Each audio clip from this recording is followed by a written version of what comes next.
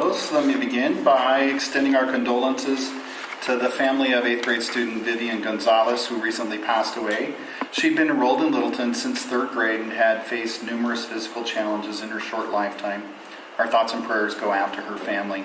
We also want to extend our sympathies to Dr. Launder's family on the recent loss of his father. The news reported that yesterday was the heaviest rain ever in Phoenix since record keeping began in 1895.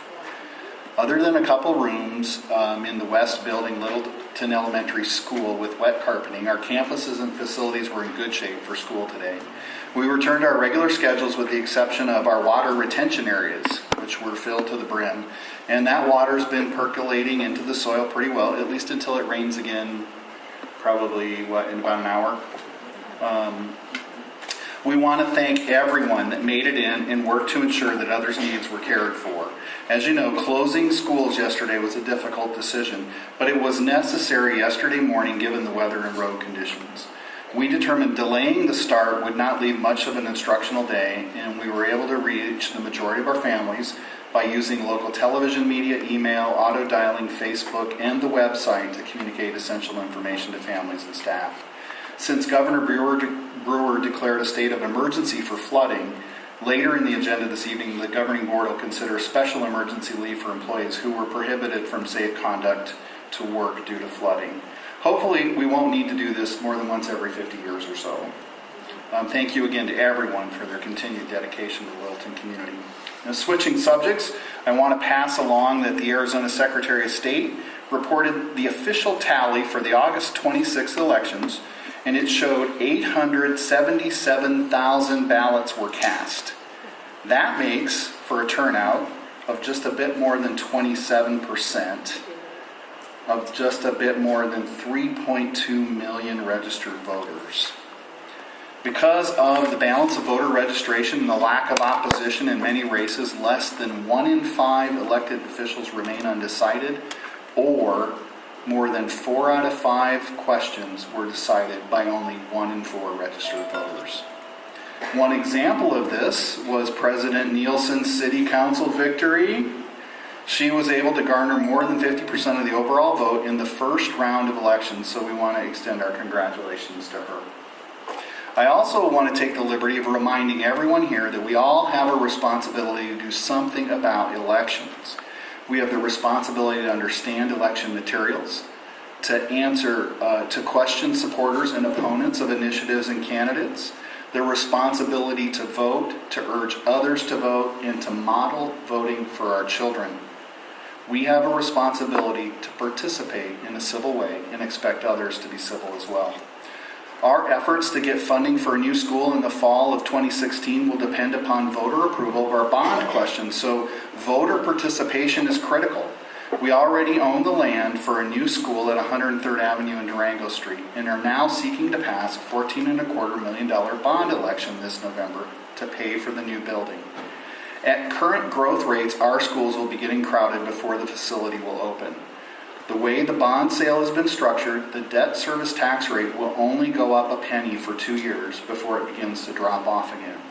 School funding has become a major issue in Arizona, and just this past month, Superior Court issued a judgment directing the state to adjust the base support level to reflect inflation for school districts and charter schools for previous fiscal years and this year. This so-called reset issue requires the state to make inflationary adjustments that reflect the increases that would have been if inflationary adjustments had been made by the legislature beginning all the way back to 2009 through last year, as well as this year, because they were not. The state owes Arizona's school children $317 million just in this fiscal year, and base levels should be updated in future years. Attorney Don Peters, who represents several school districts, including ours, said he expects the state to ask for a summary judgment and to have that put on hold pending appeal. But both sides are going to ask for a quick decision on appeal because of the money at stake. A ruling by the Court of Appeals would occur during the 2015 legislative session. I can't believe we're already talking about the next legislative session. That would make it more likely the legislature will have to take up the issue during the session. If Arizona's school children get everything sought in this case, the state could potentially be forced to pay $2.9 billion within 5 years. That's how much they've withheld, including $1.6 billion in back payments. We've been told districts should not make any budgetary adjustments in this current fiscal year because of this ruling. The legislature still needs to act to make an appropriation to comply with this judgment. So right now, we're in a wait-and-see situation. Our Human Resources Department reports they have postings for teachers out on our website with ADE and with a new avenue, teachers-teachers.com. Teachers-Teachers is designed to help educators find new and exciting teaching jobs, administrative jobs, and other related service positions. The service is easy to use, helps candidates efficiently find teaching jobs by position, area, and location. If you're in the audience and you don't know, there's a teacher shortage right now, and we have positions we can't fill. So we are looking everywhere for people who could come teach.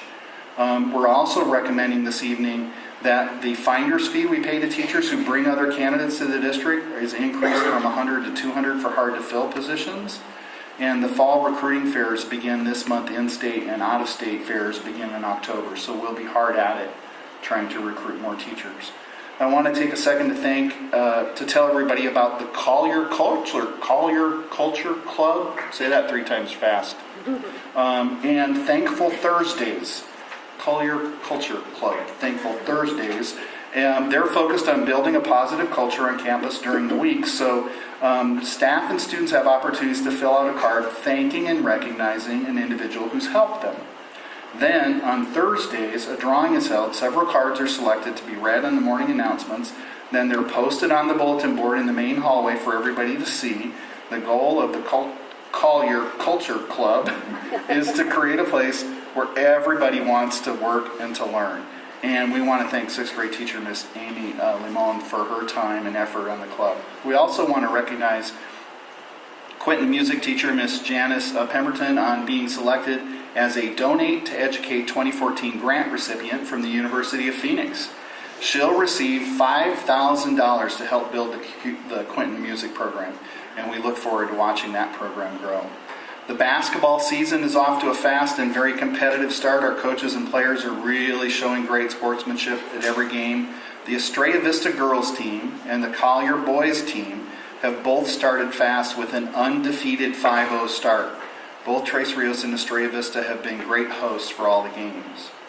In closing, I want to express appreciation to Miss Jordan Young, our 8th grade science teacher at Quentin Elementary, who was able to get a donation from Harkins so the Quentin 8th graders were able to see when the game stands tall for free. To Melinda Manchester and Tammy Harmon for their donation of school supplies to Collier students. And to Ray and Josie Garcia for their donation of funds to Country Place 7th grade students. And that's all I have.